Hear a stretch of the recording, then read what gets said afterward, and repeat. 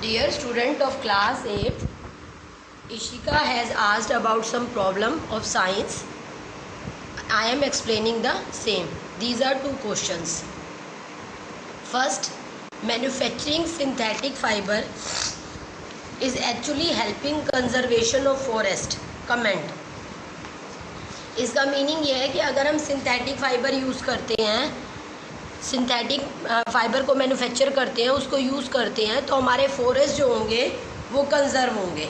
तो इस पे हमें कमेंट करना है, इसको हमने एक्सप्लेन करना है हाउ.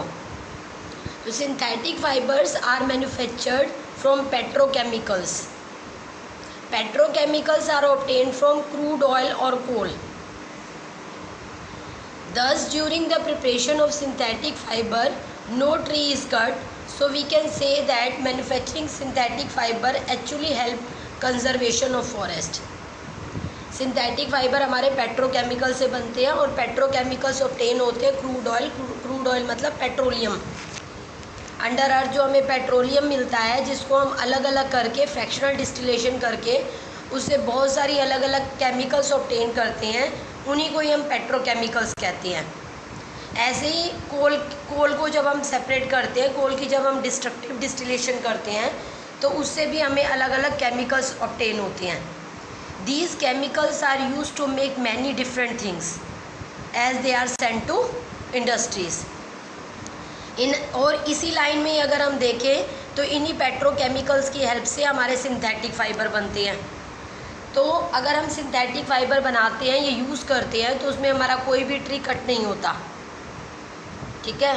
तो इट मीन्स क्या हुआ कि सिंथेटिक फाइबर को बनाने में हमारा कोई भी ट्री कट नहीं हुआ. It means we are conserving the forest, we are saving the forest. तो आज की डेट में फॉरेस्ट को सेव करना सबसे ज़्यादा ज़रूरी है. तो that's why we can say that synthetic fibre are help to save the forest or help to conserve the forest. Next, describe an activity to show that thermoplastic is a poor conductor of electricity. एक activity के through बताना है कि thermoplastic जो है वो poor conductor of electricity है.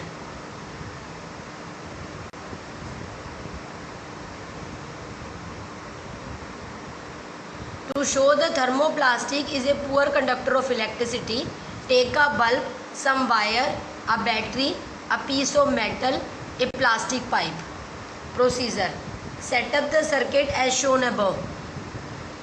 एक ऊपर वाले सर्किट में जो है आपने एक सर्किट बनाया है फर्स्ट विद मेटल पीस, जिसमें आपने मेटल वायर यूज़ किया है. एंड देन दूसरा जो सर्किट बनाया है उसमें आपने प्लास्टिक पाइप यूज़ किया है. ठीक है. अब दोनों ही केसेस में जब आप स्विच ऑन करोगे, मतलब सर्किट पूरा करोगे, आप देखो कि एक में जो है वो सर्किट वायर के थ्रू बीच में जो है एक मेटल पीस लगाया हुआ है सर्किट को पूरा करने के लिए, और दूसरे सर्किट में वायर के बीच में एक प्लास्टिक पाइप लगाया हुआ है. अब जब हम इसके अंदर एक एक बल्ब भी लगा हुआ है, अभी जो आपको डायग्राम में दिखाया हुआ है वो स्विच ऑफ कंडीशन है. जैसे ही आप स्विच ऑन करोगे तो पहले वाले केस में जो होगा वो सर्किट पूरा हो जाएगा और बल्ब ऑन हो जाएगा, क्योंकि बीच में सेल और बैटरी भी लगाई हुई है आपकी. सेल और बैटरी की हेल्प से बल्ब ऑन हो जाएगा as circuit is completed. Second के केस में प्लास्टिक पाइप लगाया है, प्लास्टिक पाइप के केस में जो होगा वो स्विच ऑन करने पर भी बल्ब ऑन नहीं होगा.